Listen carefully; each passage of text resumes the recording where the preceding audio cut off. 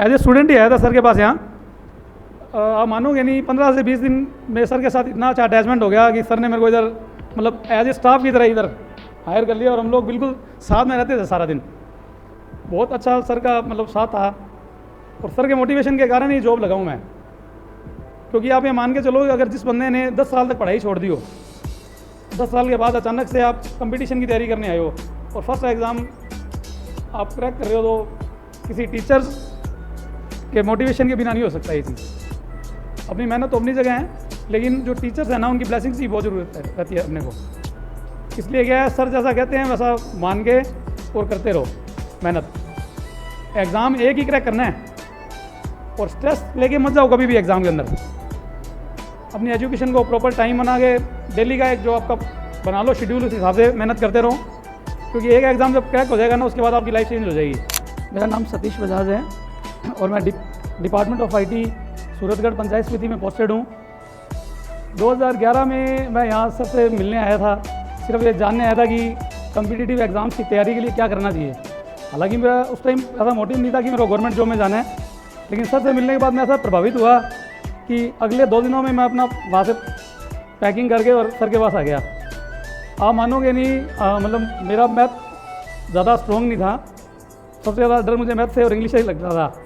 और 2011 के अंदर जो फर्स्ट अटैम्प्ट IBPS, उस टाइम मतलब नया नया बना था IBPS, और उसमें शायद 1.5 महीने का टाइम था। वो एग्ज़ाम सर ने इतनी अच्छी तैयारी करवाई कि वो एग्ज़ाम क्रैक हो गया था।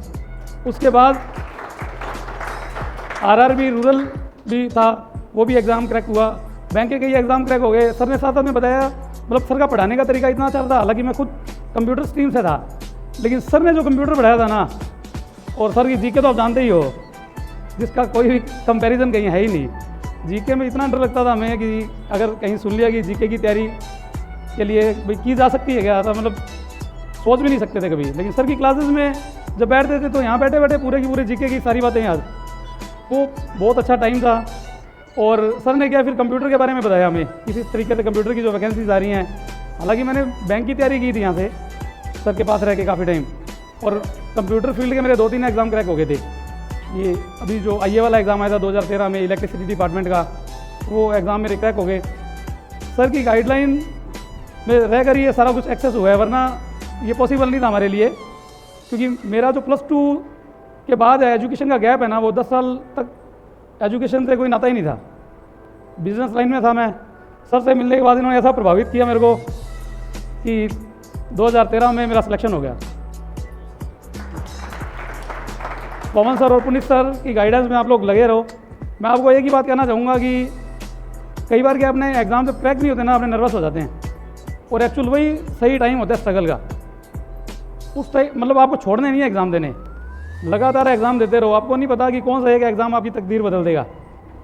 उसी टाइम क्या है, एक कोई स्टूडेंट थे सर के, क्लास में भी आए थे। उन्होंने एक बहुत अच्छी बात बताई थी, शायद वो सब्जी की रेडी लगाया करते थे। तो सर से मिलने आए होंगे वो, सर ने उनको मोटिवेट किया। उन्होंने 90 एग्ज़ाम दिए थे, जैसा उन्होंने स्टेज पे बताया था हमें। 90वां एग्ज़ाम था सर शायद, जिसमें उनका फाइनल हुआ था। 60 या 65 एग्ज़ाम देने के बाद उनके एग्ज़ाम क्रैक होने शुरू हो गए, लेकिन फाइनल वो कह रहे हैं कि 90वें एग्ज़ाम में वो बैंक के अंदर जॉब लगे थे।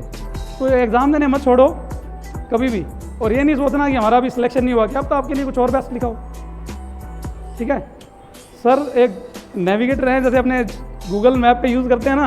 आपने एक टारगेट लगा के छोड़ दिया, आपको किस डायरेक्शन से भेजना है ये अपने आप सब देख रहे हैं। एक स्टूडेंट का इनको पता है सर को।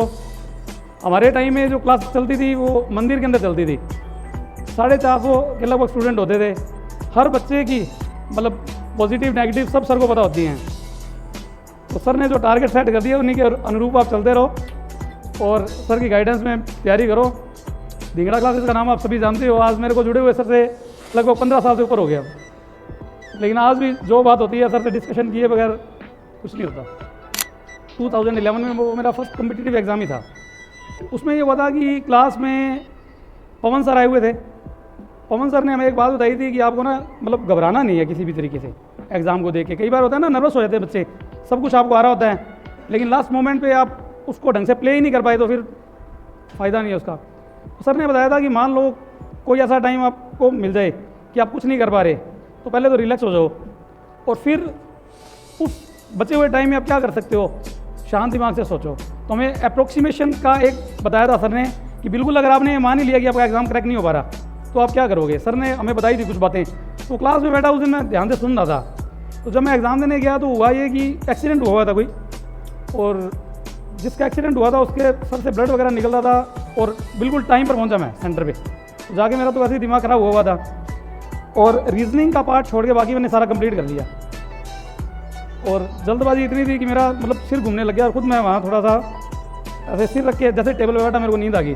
तो मैडम ने आगे उठाया, अभी एग्ज़ाम देने आए हो, सोने आए हो। तो मैंने देखा तो उस टाइम सिर्फ 12 मिनट रह चुके थे, रीजनिंग पूरी पड़ी थी। तो वही है कि दिमाग ख़राब हो गया कि अब एग्ज़ाम तो क्रैक हो नहीं पाएगा। 12 मिनट में फिर जो सर ने बताया था ना, उसी हिसाब से उसी फॉर्मूले से फिर मैंने 12 मिनट के अंदर जितना भी मेरे से हो सकता था मैंने कर दिया। लगभग 80% से ज़्यादा मैंने रीजनिंग कर दी थी। तो यहाँ आने के बाद हमारे और भी साथी थे, सर रिव्यू तो लेते ही हैं अभी एग्ज़ाम कैसा हुआ। मैंने सर को आगे कॉल नहीं किया इस वजह से कि यार मैं क्या जवाब दूंगा इस बात के लिए, भाई इतना तुम्हें पढ़ाया और आप ये बातें कर रहे हो। सर का फ़ोन आया मेरे पास, मैंने कहा सर ये बात है अभी मेरा एग्ज़ाम क्रैक नहीं होगा। सर कहते क्यों नहीं होगा भाई। फिर मैंने सर को पूरी बात बता दी।